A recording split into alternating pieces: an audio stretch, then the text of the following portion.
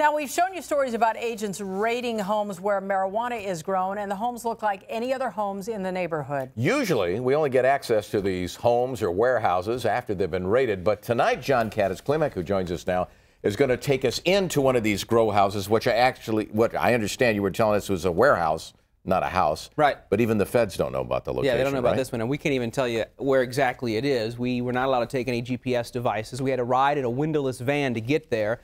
But it is the first time that we've seen the inside of one of these that's still operational and not torn up by federal agents. So tonight we wanted to show you this business and how it's getting its buds to boom. In order to get access, we agreed to turn in our cell phones and take a ride. We have no idea which way we're headed.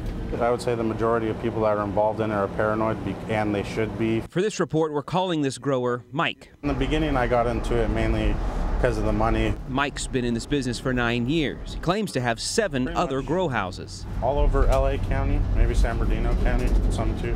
Orange County. Yeah, me and affiliates. Affiliates are basically partners in a collective made legal in 1996 when California voters passed Prop 215, which legalized medical marijuana. This is something we need as a society. When we finally pulled into a warehouse garage, the first thing we noticed, no marijuana odor. But then as Mike led us into a separate room, well, now I smell it. The smell is unmistakable. This is it. 96 marijuana plants growing to a classical music soundtrack. They grow better with classical music.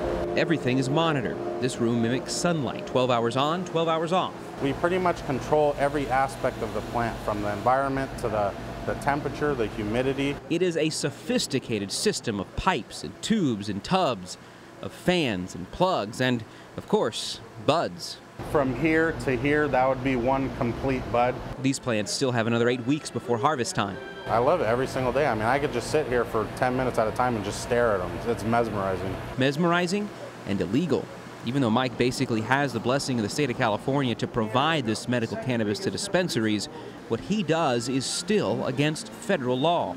Does it scare you at all to know that you're doing this and could get caught and be prosecuted pretty severely? No, it's because it's something that I truly believe in and I truly stand behind 100%.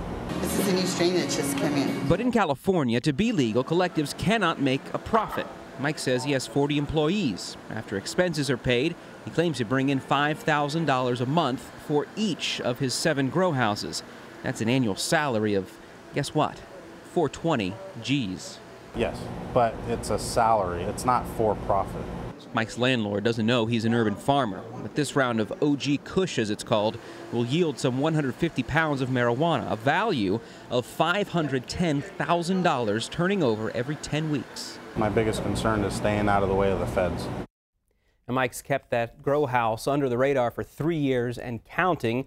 Critics like the former U.S. drug czar called these operations immense criminal enterprises, and yet, as you know, in last week's election, states like Colorado and Washington both legalized even recreational use of the Schedule I drug.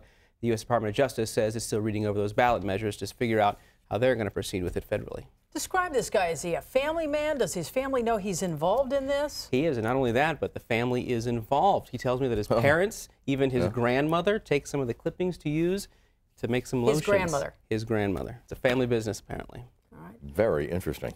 Thank you, John. Appreciate it.